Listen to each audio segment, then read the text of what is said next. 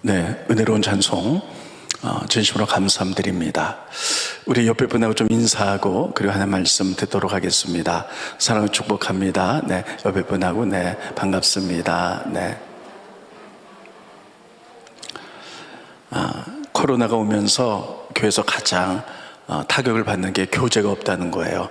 같이 식사도 못하고 속회도 못 드리고 신앙생활 하는데 교제가 얼마나 중요한데 나 이제 이런 교제가 회복되기를 바랍니다.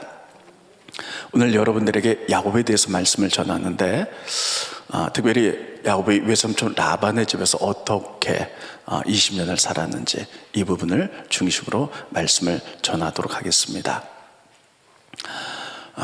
형님 에서의 장자권을 빼앗아서 야곱이 도망을 갑니다. 그리고는 외삼촌 라반의 집에서 잠시 있는다는 것이 20년의 세월이 지났어요. 거기서 야곱은 어떻게 지냈으며 우리는 그것을 통해서 배워야 될 교훈들이 어떤 것인가, 이런 부분에 대해서 말씀을 전합니다. 첫째, 야곱은 굉장히 성실했던 것을 알 수가 있어요. 그리고 축복의 통로가 된 것을 알 수가 있어요. 외삼촌 라반의 집에 갔는데 외삼촌 라반의 집에서 양들을 칩니다. 근데 야곱이 갔을 때 양들이 그렇게 많지가 않았어요.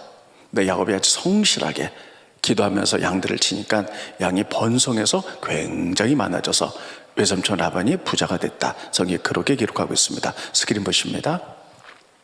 창세기 30장 30절에 보면 내가 오기 전에는 외삼촌의 소유가 적더니 번성할 때를 이루었으니 내 발이 이른 곳마다 여호와께서 외삼촌에게 복을 주셨나이다.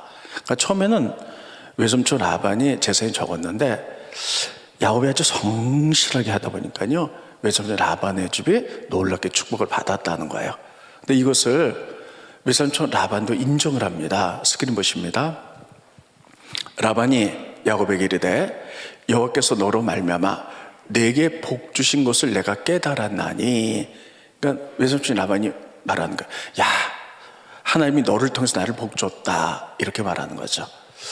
여러분, 하나님은 성실한 자에게 복을 주신 줄 믿습니다.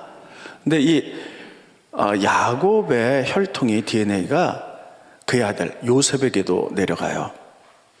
그래서 요셉도요 이제 애굽의 노예로 팔려가죠.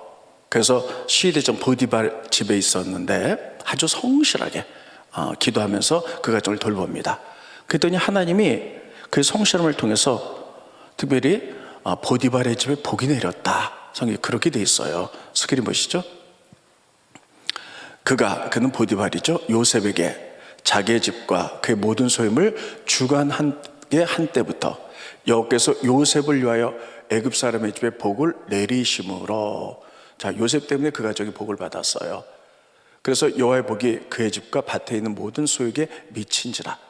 그러면 여러분, 우리 크리스찬들은 우리가 요셉과 야곱처럼 나 때문에 여러분들의 가정이, 여러분의 직장이, 사업터가, 우리 주변이 복받는 역사가 일어나기를 예수 이름으로 축원드리겠습니다. 그래서 너무나 당연해요. 근데 야곱이 그렇게 성실하게 그렇게 라반의 집에서 일을 하고 그리고 축복의 통로가 되어서 그 집이 복을 받았다는 거예요. 근데 요셉이 보디발의 집에서 그랬더니 그 보디발도 인정을 합니다. 그래, 너 때문에 우리 집이 복을 받았다. 스크린 보시죠. 창세기 39장 3절에 보면 그의 주인 보디발이 여호와께서 요셉과 함께 하심을 보며 또 여호와께서 그의 범사에 형통하게 하심을 보았더라.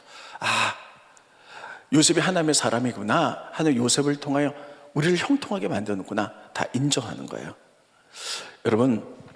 여러분들이 성실하게 여러분 직장과 사업과 가정과 또 주변에서 성실하게 함으로 말미암아 주변이 복을 받기를, 여러분 주변이 인정할 수 있기를 예수 이름으로 축원드리겠습니다. 내가 말하는 게 아니라 야, 나 때문에 우리 직장 복 받았다나, 나 때문에 우리 사업도 복 받았잖아, 이렇게 말하는 것보다도요, 주변에서 너 때문에, 당신 때문에, 당신이 크리스찬이라서 정말 성실이람으로 말미암아 우리 직장에 복 받았어, 우리가 일했어, 이렇게 인정되기를 바랍니다. 그러면요, 이 야곱은 어떻게 성실하게 일을 했을까?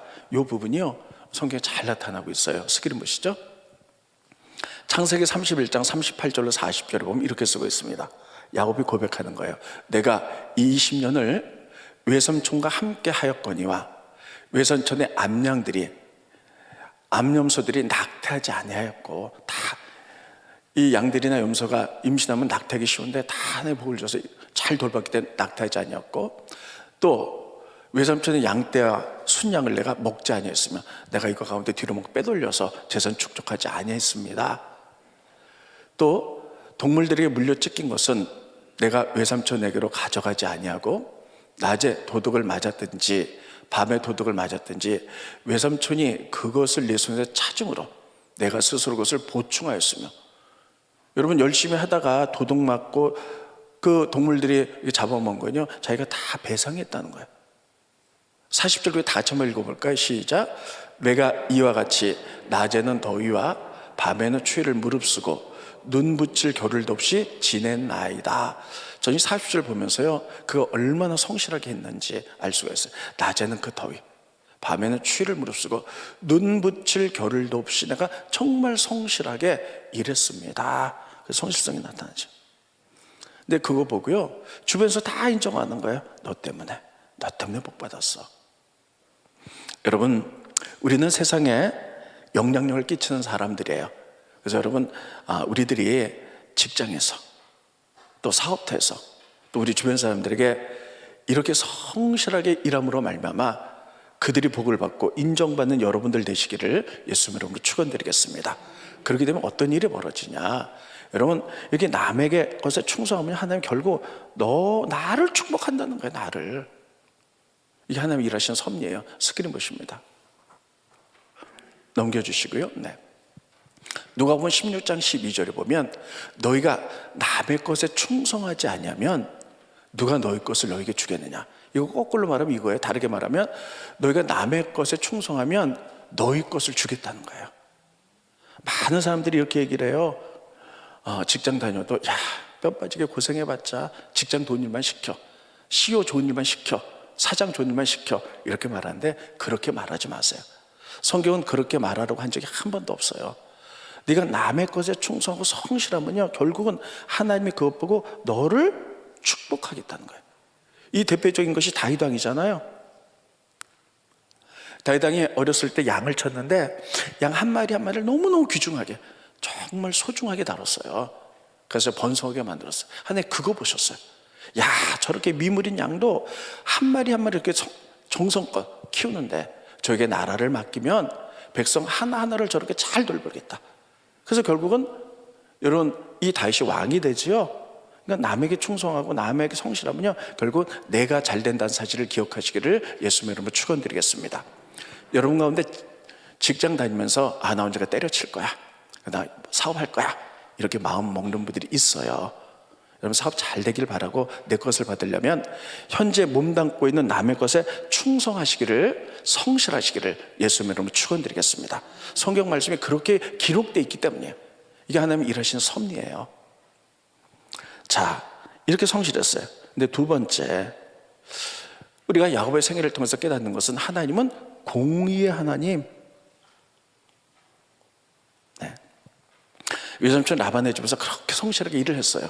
근데 외삼촌 라반이요, 여러분, 그 월급을 10번이나 떼어먹는 거예요. 스크린 보시죠. 창세기 31장 7절에 보면 그대들의 아버지가 나를 속여 품삯을 10번이나 변경하였느니라. 세상에 내가 그렇게 헌신하고 나를 통하여 그렇게 성실하게 해서 그가 부자가 되었는데, 여러분, 일값을 10번을 변경했다는 거예요. 그러니까 이게 얼마나 억울해요. 우리도 그런 경우 있어요. 내가 남의 회사에서 열심히 일했는데 사장이나 CEO가 돈이 있는데 안 주는 거. 다음 달에 줄게, 얼마 뒤에 줄게. 정말 그래서 돈 받으러 다니는 것도 힘들고 정말 억울한 경우가 있지요. 지금 야곱이 그렇게 했다는 거예요. 야곱 때문에 그 가정이, 그 사업자가 복을 받았는데 외손 라반도 그것도 인정하면서요, 억울하게 만드는 거예요. 여러분, 그럴 때 여러분 어떻게 하십니까? 여러분, 억울한 일 당할 때 어떻게 하십니까? 어떻게 하세요? 따라하겠습니다. 우리는 말씀대로 하자. 정말 말씀대로 하시기 바라요. 근데 여러분, 우리가 정말 억울하고 힘들고 그리고 약자가 되었을 때 말씀대로 한다는 것은 너무 어려워요. 그냥 분노와 상처가 일어나가지고 막 으쌰으쌰하고 막 한번 뒤집어 엎고 싶고 막 혈기대로 하죠. 그래서 하나 또 열매를 못 맞아요. 따라했습니다. 배운 대로 하자. 다시 말씀대로 하자. 이게 믿음이에요. 그래서 여러분, 야곱이 어떻게 하느냐? 하나님께 부르짖어요. 하나님, 공의 하나님이시지 않습니까? 저 억울함 아시죠? 기억해 주세요. 근데 하나님이 딱 대답해 주세요. 그러면서 그를 갚아주세요. 어떻게 갚아주냐? 이렇게 말하는 거예요. 스크린 보고 설명합니다.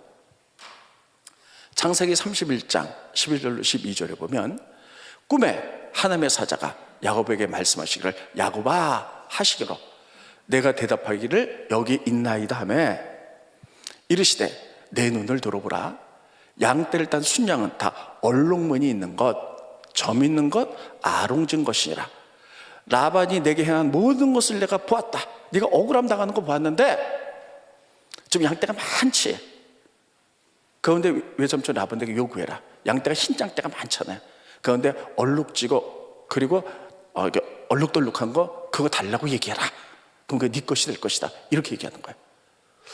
근데 양떼를 보니까요 흰 양만 있고 얼룩덜룩하게 별로 없어요. 그래서 외삼촌한테 얘기했더니 외삼촌이 이렇게 얘기합니다. 그래, 그럼 그렇게 하자. 그래갖고 얼룩덜룩한 건 다 데리고 갔어요. 그래서 흰 양만 남았어요. 그러니까 어떡합니까? 그래도 하나님 말씀하셨으니까요 하나님께 기도하면서 그 흰 양들을 자기 인간의 생각대로 막 그것들이 교미할 때 막 나무 껍데기를 막 벗겨가지고 그거 보면 혹시 얼룩덜룩한 양 나을까 싶어서 다 그렇게 했는데 이게 웬일입니까? 흰 양만 남아서 흰 양을 가지고 서로 교배를 시켰는데 얼룩덜룩한 게 막 태어나는 거예요. 그래서 부자가 돼서 하나님 그렇게 보상하셨어요. 우리는 이것을 기적이라고 부릅니다. 근데 과연 이게 기적으로 끝나는 걸까? 그렇지 않아요.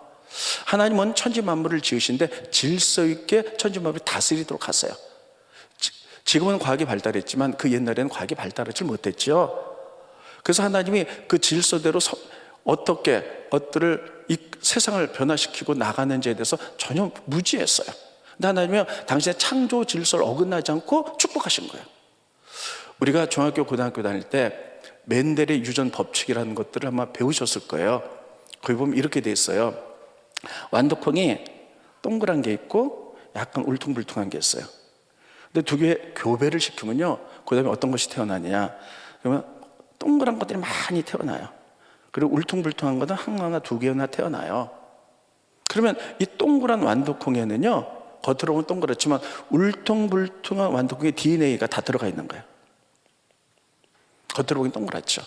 그 다음에 이 동그란 완두콩 두 개, 이 DNA가 있는 것을 가지고 또 교배를 시키면 어떻게 태어나냐. 그 다음에는요 울퉁불퉁한 게 많이 태어나고요 동그란 거 조금 태어나요. 이게 멘델의 유전 법칙이고 하나님의 창조 질서죠. 그런데 양들도 마찬가지입니다. 양들도 흰 양이 있고 얼룩덜룩한 양이 있어요. 근데 두 개를 교배를 시키면요 그 다음에 어떤 것들이 태어나냐. 흰 양들이 많이 태어나요. 그리고 얼룩덜룩한 한두 마리가 태어나요. 그런데 이 흰 양 가운데는요 얼룩덜룩한 양들의 DNA가 다 들어가 있어요. 겉으로는 흰죠. 그 다음에 이런 흰 양끼리 교배를 시키면 어떻게 되냐. 그 다음에는 거의가 다 얼룩덜룩한 게 태어나고요 흰 양은 한두 마리만 태어납니다. 이게 하나님이 창조 섭리예요. 지금은 과학이 발달해서 이런 것들을 다 이해하지만 그 고대에 야곱이 그걸 알았겠어요? 근데 하나님 말씀하시니까요 그대로 했지요.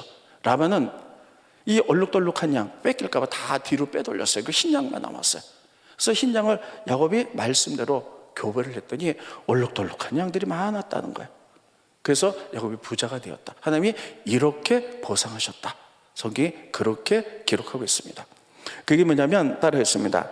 약자를 기도를 들으신 하나님, 하나님 공의 하나님이세요.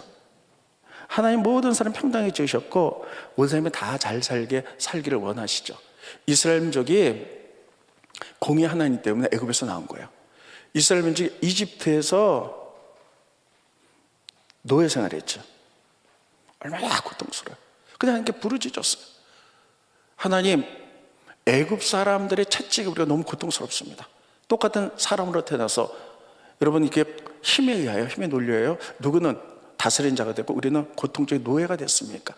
하나님께 공의하는 게 부르짖었더니 하나님이 성경에 봤더니 그들의 소리를 들으시고 보셨다는 거예요.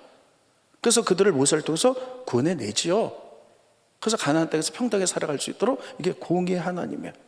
그러면 여러분, 공의 하나님을 믿는 우리들도 하나님의 공의를 삶을 살아야 될 줄을 믿습니다. 성경에 보면 하나님이 믿음의 조상 아브라함을 부르실 때, 잘 들으세요. 아브라함을 부르실 때 하나님 이렇게 말씀하셨어요. 내 자손을 하늘의 별처럼 많아지게 하겠다. 그리고 이 자손으로 하여금 나라와 민족을 만드는데 자손들이 하나님 말씀에 근거하여 하나님의 공의를 행하라고 내가 너를 선택했다는 거예요. 스크린 보시죠. 창세기 18장 18절로 19절입니다. 아브라함은 하나님 아브라함 부르셨어요. 그래서 그들이 낳고 해서 이스라엘 민족 됐죠. 강대한 나라가 되고 천하 만민은 그로 말미암아 복을 받게 될 것이 아니냐. 내가 그 자식과 권속에게 명하여 그 자녀들 이스라엘 민족에 명하여 여호와의 도를 지켜 따르했습니다. 여호와의 도를 지켜. 이거 그냥 말씀의 가치관에 서서 말씀대로 의와 공도를 행하게 하려고 그를 택하였나니. 그래서 그 자손들이 뭘 해야 되냐? 공의의 삶을 살라고 내가 택하였다는 거예요. 아니, 이는 나 여호와가 아브라함에 대하여 말한 일을 이루려 함이라. 하나님은 아브라함을 부르셔 처음부터 이렇게 말씀하셨어요. 내가 자손이 많아서 민족을 일으킬 텐데 그 민족이 해야 될 일이 뭐냐? 하나님 말씀을 근거로 해서 공의를 행하라고 내가 이 민족을 선택했다는 거예요. 그렇다면 여러분, 우리는 영적으로 아브라함의 후손인 줄 믿습니다. 그럼 하나님을 믿고 나서요, 우리들은 반드시 말씀을 근거로 해서 공의의 삶을 사는 것이 하나님의 뜻이에요. 이게 하나님의 나라예요. 그런데 여러분, 너무 사람이요, 억울한 사람을 풀어줘야 되죠. 고통스러운 사람을 해결해야 되죠. 근데 너무 공의하면 어떻게 되냐? 삭막해지고요.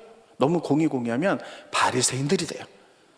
우리가 시험 보면 바리새인들이 있잖아요. 너무 정확하게 틀렸다 맞다 요것만 따지니까요, 결국 외식하는 자가 됐어요. 그래서 하나님이 우리에게 뭐라고 말씀하십니까?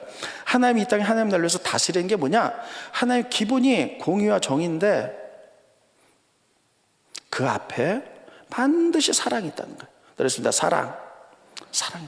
그래서 우리는 공의를 치리하고 다스리고 그 삶을 살라고 하나님 우리를 만드셨으나 사랑이 배제된 공의는요, 여러분, 이거는 삭막하게 만드는 거예요. 따라서 사랑이 앞서야 된다. 그래서 여러분, 사회적인 약자 있잖아요. 가난한 자고 고통당한 자를 우리 공의로 억울함을 풀어주는 것도 중요한데 그 전에 바로 약자를 사는 거 먼저 돕는 게 훨씬 중요하다는 사실을 기억하시기 바랍니다. 그래서 이들을 돕는 거 너무너무 중요해요. 제가 지금부터 중요한 말씀을 두 가지를 할 텐데요, 제가 이 말씀을 하는 것은 여러분이 정말 복받기 원하기 때문이에요. 여러분, 복받고 싶으시죠? 저도 정말 복받기 원해요. 말씀을 기본으로 해서 하나님, 우리 교회를 복주세요. 우리나라의 모든 성도들 복주세요. 그래서 하나님 말씀대로 살아야 되잖아요. 성경 보면요, 신명기 15장 중요합니다. 신명기 15장 다르습니다. 신명기 15장, 시편 41편 꼭 기억하세요. 신명기 몇 장? 시편 몇 편? 제가 신명기 15장을 통째로 읽지 못해요. 시간이 없어. 거기 보면요, 이렇게 되어 있어요. 우리가 억울한 자를 풀어주는 거, 이게 공의인데 이것도 중요하지만 그 전에 가난하고 억울한 자를 먼저 사람으로 베풀라는 거예요. 그래서 반드시 베풀어라, 반드시라는 말이 막 굉장히 많이 들어가요. 그럼 내가 복 받아. 자, 전문은 아니지만 좀 보겠습니다. 그리고 이 부분에 여러분이 아멘 할 수 있기를 예수님 이름으로 축원드리겠습니다. 자, 15장 7절로 11절까지 제가 읽겠습니다. 내 하나님 여호와께서 내게 주신 땅 어느 성읍이든지 가난한 형제가 함께 하거든. 우리 주변에 가난한 사람이 반드시 있어요. 하나님이 우리 주변에 가난한 자를 계속 있게 하는 이유는 여러 가지가 있지만 그 가운데 하나가 가난한 자를 우리가 도움으로 말면 우리에게 복 주시기 위해서요. 너희 가난한 형제가 너와 함께 거주하거든 그 가난한 형제에게 내 마음을 완악하게 하지 말며 내 손을 움켜쥐지 말고 반드시 내 손을 그에게 펴서 그게 필요한 대로 쓸 것을 넉넉히 구워주라. 저는 이걸 주라라고 표현하고 싶어요. 반드시 주라. 9절은 그냥 넘어갈게요. 네, 넘어갈게요. 9절을 10절. 너는 반드시, 따라했습니다. 반드시 그에게 줄 것이요, 줄 때는 아끼는 마음을 품지 말 것이니라. 이로 말미암아 내 하나님 여호와께서 내가 하는 모든 일과 손에 닿는 모든 일에 내게 복을 주시리라. 하나님 복을 주시는데 반드시 사회적인 약자에게 먼저 선을 베풀라는 거예요. 이때 복 준다는 거예요. 11절. 땅에는 언제든지 가난한 자, 저는 이 가난한 자를 사회적인 약자로 보겠습니다. 가난한 사람뿐만 아니라 사회적으로 약한 사람, 힘들고 억울한 사람, 또 미자립교회 목회자들, 또 선교사님들, 이런 분들이에요. 또 성빈, 하나님 나라에서 스스로 가난해지는 사람들이 있어요. 가난한 자가 그치지 아니하겠으므로 내가 내게 명령을 이루노는, 너는 반드시, 또 나오죠, 내 땅 안에 내 형제 중 곤란한 자가 궁핍한 자에게 내 손을 펼칠지니라. 그래서 아멘. 이 말씀이 정말 아멘 할 수 있겠습니까? 10절 11절 다 같이 한번 읽고 아멘 하겠습니다. 이게 여러분 복 받는 길이에요. 자, 10절 12절 다 같이 읽겠습니다. 시작. 너는 반드시 그에게 줄 것이요, 줄 때에는 아끼는 마음을 품지 말 것이니라. 이로 말미암아 내 하나님 여호와께서 내가 하는 모든 일과 내 손이 닿는 모든 일에 내게 복을 주시리라. 땅에는 언제든지 가난한 자가 그치지 아니하겠으므로 내가 내게 명령하여 이르노니 너는 반드시 내 땅 안에 있는 내 형제 중 곤란한 자, 궁핍한 자에게 내 손을 펼칠지니라. 아멘. 해보세요. 아멘. 반드시 그렇게 하겠습니다. 좀 크게 해요. 반드시 그렇게 하겠습니다. 그렇다고 해서 여러분 많이 하라는 얘기가 아니에요. 저희 교회 가운데 어떤 분이 저에게 이렇게 고백했어요. 목사님, 저는 외출할 때 오른쪽 주머니 항상 10,000원짜리 놓고 다녀요. 그래서 왜요? 그랬더니 제철 탈 때 이렇게 구걸하는 분이나 또 가난한 사람들은 주려고요. 많이 하려는 게 아니에요. 10,000원이 어떻습니까? 아니면 어때요? 1,000원이면 어때요? 내 형편 되는 대로 가난한 자에게 밥 한 그릇 주는 거, 물 한 그릇 주는 거, 하나님 결단코 그 상을 잃어버리지 않겠다고 말씀했어요. 여러분, 이렇게 우리가 가난한 자에게 궁유를 베풀 때 하나님 우리에게 3가지 약속해요. 첫째는 우리에게 복 주신다. 두 번째는 우리의 뿔을 높이시고 우리를 영광스러운 자리로 올리겠다는 거예요. 세 번째, 너희를 치료하겠다. 3가지예요. 스크린 보십니다. 잠언서 22장 9절에 보면 선한 눈을 가진 자는 복을 받으리니, 선한 눈이 누굽니까? 이는 양식을 가난한 자에게 나눠주는 사람. 이게 가난한 자를 볼 때 이 사람은 내가 사랑으로 섬겨야지, 이런 선한 눈을 가진 자는 복이 있다는 거예요. 두 번째, 시편 112편 9절. 그가 재물을 흩어 빈궁한 자에게 주었으니 그의 의가 영구히 있고 그의 뿔이 영광 중에 들리리로다. 하나님은요, 9절 다시 보세요. 재물을 흩어서 빈궁한 자들에게 준다는 거예요. 내가 10만 원이 있으면 어떤 사람은 10만 원 다 주는 게 아니라 흩어주는 거예요. 10명에게 10,000원씩. 하나님이 일하는 법이에요. 때로는 가난한 자에게 막 100만원씩 줄 수도 있죠. 그럴 때도 있는가 하면 또 이렇게 흩어서 줄 때, 다시 보여주세요. 흩어서 줄 때 우리의 의를 영구히 있고 우리의 뿔이 영광 중에 들려, 우리를 영광스러운 자리로 올리겠다는 거예요. 세 번째, 치료예요. 스크린 보십니다. 이게 시편 41편이에요. 따르겠습니다. 시편 41편 반드시 기억하세요. 가난한 자를 보살피는 자에게 복이 있으며 가난한 자에게 사랑 베푸는 자에게 복이 있으며 재앙의 날에 여호와께서 그를 건지시리로다. 우리는 정말 여러 가지 재앙이 있을 때가 있어요. 그때마다 하나님 건지시겠다는 거예요. 2절, 여호와께서 그를 지키사 살게 하시리니, 우리가 정말 사방으로 우겨쌈을 당해서 육신적인 질병이나 어떤 사업이 망하거나 힘들어서 죽게 된 그 상황 속에서 하나님 지켜서 살게 하시겠다는 거예요. 이 세상에서 복을 받을 것이다. 주여, 때로는 상대편이 정말 험악하게 해서 그 위기 속에 있을 때 그를 원수들의 뜻에 맡기지 마십시오. 3절, 여호와께서 그를 병상 중에서 붙드시고 그가 누워있을 때마다 그의 병을 고쳐주시나이다. 아멘. 병을 치료하겠다는 거예요. 제가 어제 뉴스를 보면서 깜짝 놀랐어요. 우리나라가 정말 지금 암 환자가 얼마나 많은지 25명당 1명이 암 환자예요. 어제 다 보셨죠? 그렇게 암이 많아요. 이제 암이 일반화가 됐어요. 25명당 암 환자. 그러니까 우리 교회도 암 환자가 엄청 많은 거예요. 앞으로는 더 세상이 환경이 이렇게 되고 스트레스 때문에 3명당 1명이 암에 걸린다 그러잖아요. 우리 교인들도 암 환자도 정말 우리가 많이 기도하는데 얼마나 힘들어요. 그런데 그보다 더 중요한 것은 하나님의 약속을 믿는 것인 줄 믿습니다. 하나님 분명히 약속하셨어요. 사회적인 약자를 도우면 병상에 있을 때 너를 이렇게 세우겠다는 거예요. 여러분 이 약속 믿으십니까? 여러분 우리 애들이 병에 걸렸을 때 하나님께 기도해서 낫는 것도 있고 신유의 은사자에게 기도해서 낫는 것도 있지만 하나님 또 다른 방법을 말씀하세요. 가난한 자, 사회적인 약자를 돕는 것 반드시 우리 주변에 있다는 거예요. 그게 손을 펼치는 것, 선한 눈으로 그를 돕는 것, 목마를 때 물 한 잔 주는 것, 그를 반드시 살게 하겠으며 또 그를 하나님의 병상에서 이렇게 세울 것이다. 그 약속을 믿으십니까? 이렇게 말씀하셨어요. 그래서 저는요, 여러분 어려우시더라도 일만의 기성금에 정말 많은 교인들이 하시거든요. 한 달에 한 번 하는 거잖아요. 그러니까 가능하면 했으면 좋겠어요. 10,000원 커피 한 잔도 요새 막 10,000원씩 이렇게 가잖아요. 그래서 그거 가지고 다 가난한 자를 위해서 다 나가거든요. 제가 요즘 환자들을 신방을 하면서 그 기도를 꼭 해요. 하나님, 이 성도님이 또는 너무 어려워서 여러분 돌보지 못했다 할지라도 일만의 기적 한 개 있을 거 아니에요. 그것을 가지고 누군지 모르지만 우리가 다 가난한 자를 도왔습니다. 그거 기억해 주십시오. 그 말씀을 기억하시고 그 말씀에 의거해서 하나님 치료해 주십시오. 시편 41편에 약속하지 않았습니까? 제가 지금은 아니지만 몇 년 있다가 좀 간증을 하려고 그래요. 제 주변에 어떤 사람이 정말 너무 힘든 사람이 있었는데 그러면서 기도해요. 하나님, 그분이 정말 약자를 도왔던 거 기억해 주십시오. 하나님, 시편 41편에 약속하셨어요. 그래 기도했더니 그 사람이 정말 좀 계속 좋아지고 있는 걸 제가 눈으로 봐요. 아, 하나님의 말씀은 정말 살아있구나. 하나님의 말씀 반드시 이루어지는구나. 그랬습니다. 복 받는다. 영광의 제를 올린다. 치료한다.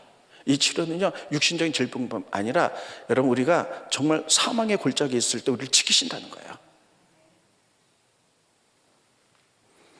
아무튼 오늘 본 말씀으로 다시 돌아가면 공의 하나님, 야곱이 그렇게 열심히 했는데 외삼촌 라반이 10번이나 월급을 안 주고 막 이러는 거예요. 줄 수 있는 능력이 있는데도 불구하고. 어떡합니까? 지금 외삼촌 라반 집에서 빌부터 살고 지금 거기에 최고 권력자는 힘 있는 사람은 라반인데 하나님께 부르짖는 거예요. 하나님이 이렇게 해라. 하나님 뜻대로 했더니요, 우리 같으면 아이고 하나님, 양떼가 좀 더 흰 양떼만 있는데 어떻게 얼룩덜룩한 게 나에게 오겠습니까? 우리 머리로 이해하지 못한다 할지라도 하나님 말씀에 순종했더니 그렇게 태어나는 거예요. 그래서 부자가 된 줄 믿으시길 바랍니다. 세 번째 마지막 마하나임입니다. 그래서 마하나임. 그런데 하나님이 이렇게 말했어요. 야곱아, 너 이제 부자 됐지?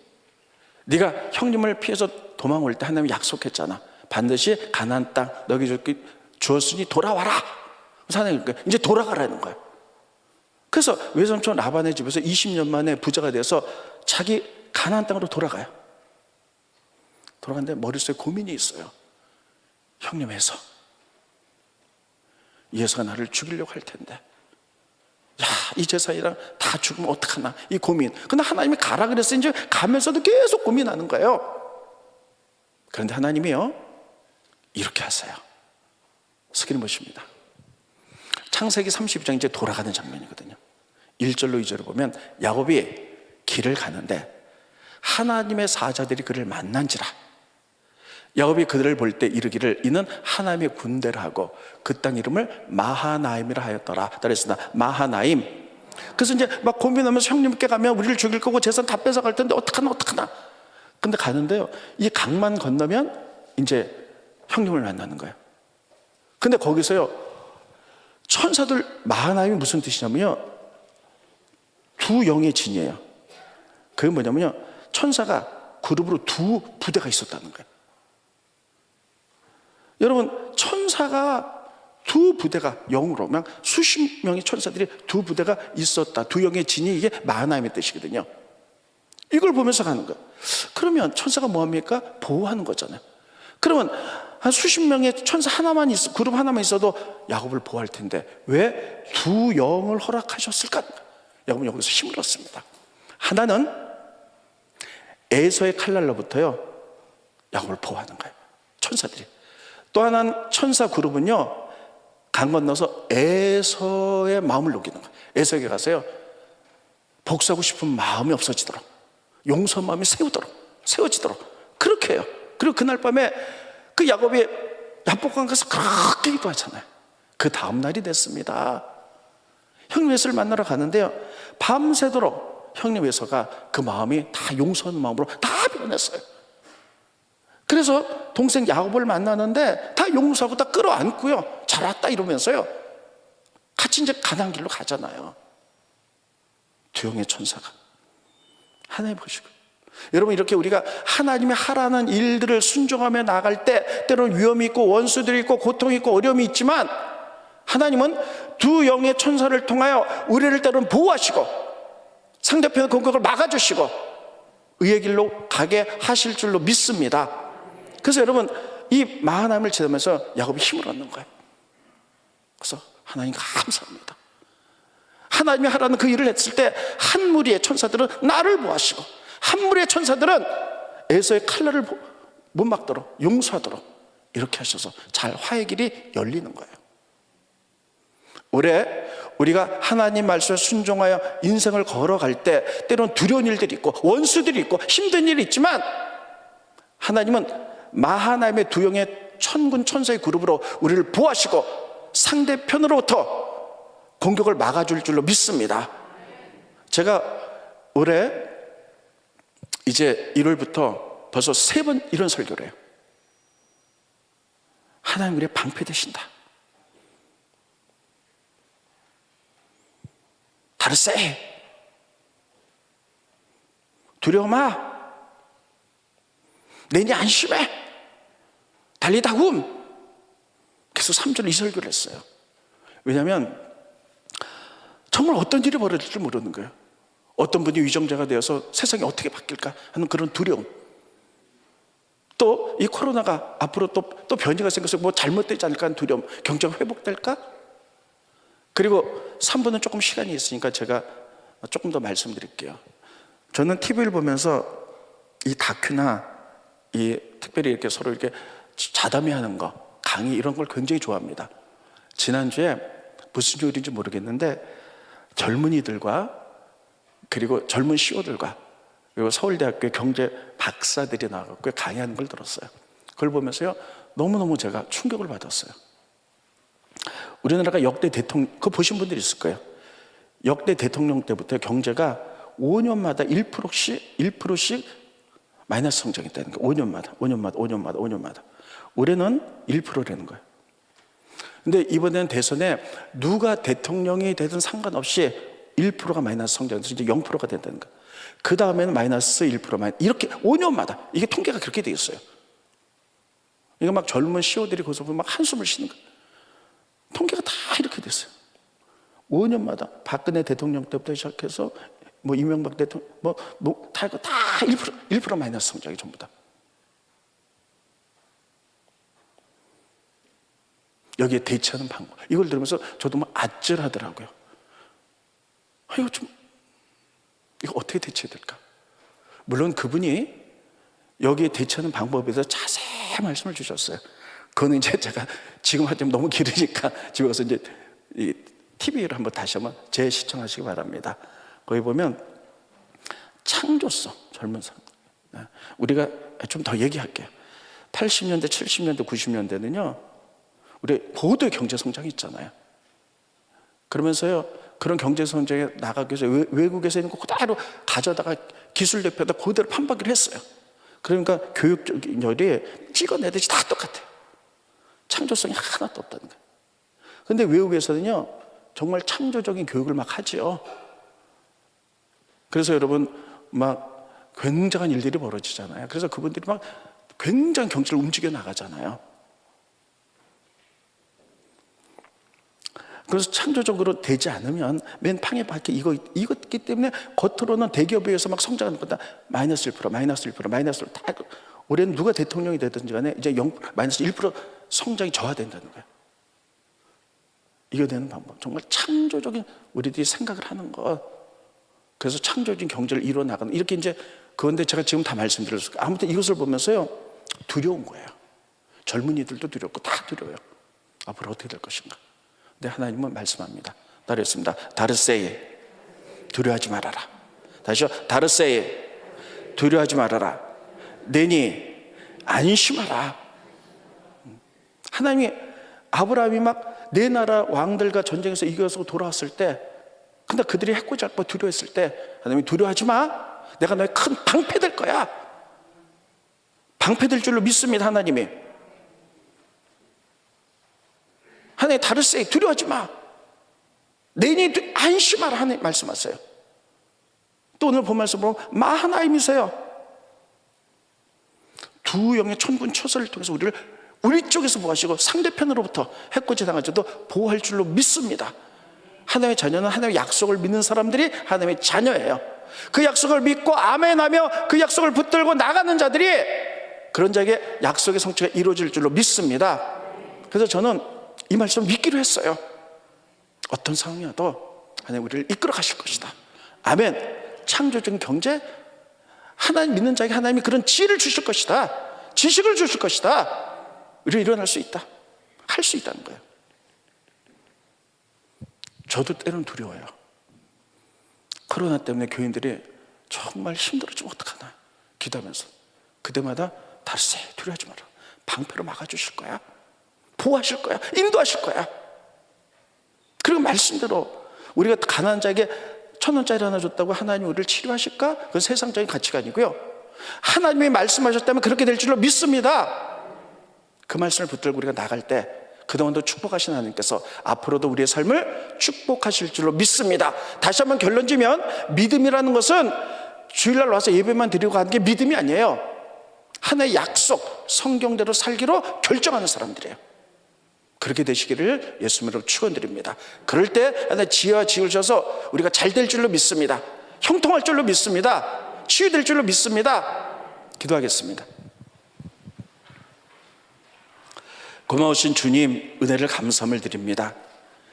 많은 사람들이 세상 돌아가는 거 보면서, 또 대선에 누가 정권을 잡느냐에 따라서 세상이 어떻게 될까, 코로나와 경제적인 두려움 때문에 힘들어하는 가운데 있습니다. 그러나 하나님, 이런 모든 것들을 이끌어 가신 분이 주님인 줄 믿습니다. 하나님 말씀에 순종할 때에 우리 하나님 마하나임의 두 영의 천사로 막으시고 보호하시고 축복하시고, 또 하나님 우리들이 세상의 약자를 돌보면서 나갈 때에 하나님 우리를 복주시고, 또 아버지 우리를 치유한다고 말씀했사오니, 우리는 패러다임 시프트, 새로운 말씀의 가치관으로 변환되어서 하나님 뜻대로만 살기 원합니다. 그때 하나님 우리의 생을 책임져 주시고 우리를 이끌어가 주시고 우리를 축복하여 주시옵소서. 그렇게 하실 하나님 바라보며 감사하며, 또 우리는 때로는 이제 대학 교수들이 창조적인 경제가 이루어지지 않으면 어려움을 당한다고 말했는데, 우리에게 창조적인 경제를 할 수 있도록, 교육을 할 수 있도록 지혜와 지식을 주는 분도 하나님인 줄 믿습니다. 하나님 뜻대로만 살아갈 수 있도록 도와주시옵소서. 예수님의 이름으로 간절히 기도합나이다. 아멘.